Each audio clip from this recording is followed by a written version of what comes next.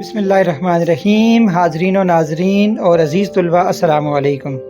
क्या आप जानते हैं कि वो अजीम साइंसदान जिसने सियारों की हरकत के पोशीदा असूल दरियाफ्त किए, खुद अपनी ज़िंदगी में गुर्बत और मुश्किलात से लड़ता रहा? जी हाँ, ये कहानी है योहानस केपलर की, एक ऐसा साइंसदान जिसने कायनात को समझने के लिए अपनी ज़िंदगी वक्फ कर दी।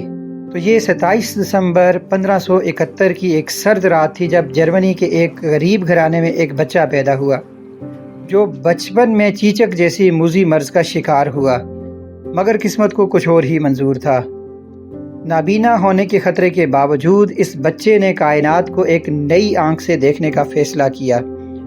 यही बच्चा बड़ा होकर फल्कियात की दुनिया में इनकलाब बर्पा करने वाला योहानस केपलर बना। जवानी में केपलर को मौका मिला कि वो उस दौर के अजीम फल्कियादान टाइको ब्राहे के साथ काम करे। वो दिन रात मुशाहिदात और हसाबात में मशगूल हो गया और आखिरकार एक ऐसी दरियाफ्त की जिसने न्यूटन के कशिश शकल के नज़रिए की बुनियाद रखी। केपलर ने हमें बताया कि सियारे सूरज के गिर्द दायरे में नहीं बल्कि बेज़वी मैदार में गर्दिश करते हैं। यही था केपलर का पहला कानून। उसने मज़ीद साबित किया कि जब सियारा सूरज के करीब होता है तो उसकी रफ्तार बढ़ जाती है और जब दूर जाता है तो उसकी रफ्तार कम हो जाती है, और ये था केपलर का दूसरा कानून। और फिर उसने एक हैरान कुन हकीकत दरियाफ्त की। सियारों का सूरज के गिर्द चक्कर लगाने का वक्त उनके फासले के तनासब से होता है। ये था केपलर का तीसरा कानून जिसने आज के खलाई साइंसदानों के लिए रास्ता हमवार किया। लेकिन केपलर की दरियाफ्तें सिर्फ सियारों तक महदूद नहीं थीं। उसने नज़रिया बसरियात में अहम पेशरफ्त की और जदीद दूरबीन की तैयारी में मदद दी।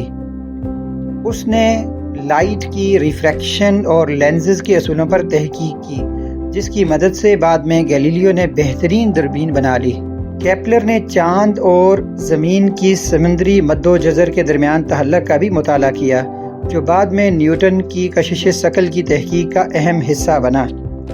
अपनी मशहूर किताब एस्ट्रोनोमिया नोवा में केपलर ने सियारों की हरकत के कवानीन को तफसील से बयान किया, जबकि हार्मोनिसिस मुंडी में उसने कायनात की हम आहंगी और रियाजियाती असूलों पर रोशनी डाली। केपलर की तहकीक ने न सिर्फ न्यूटन के कवानीन को जन्म दिया, बल्कि आज जो हम खला में सैटेलाइट्स और रॉकेट भेजते हैं वो सब इसी की दरियाफ्तों के मरहून मिन्नत हैं।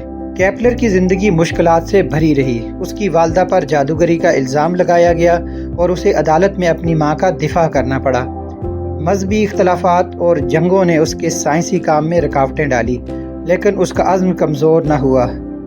1630 ईस्वी में 58 साल की उम्र में ये अजीम साइंसदान इस दुनिया से रुखसत हो गया, मगर उसके नज़रियात, उसके कवानीन और उसके ख्वाब आज भी ज़िंदा हैं।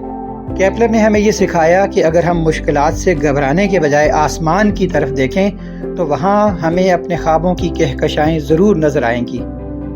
जी तो नाजरीन, ये थी योहानस केपलर की कहानी, एक ऐसा जहन जिसने सितारों में छुपे राजों को बेनकाब किया।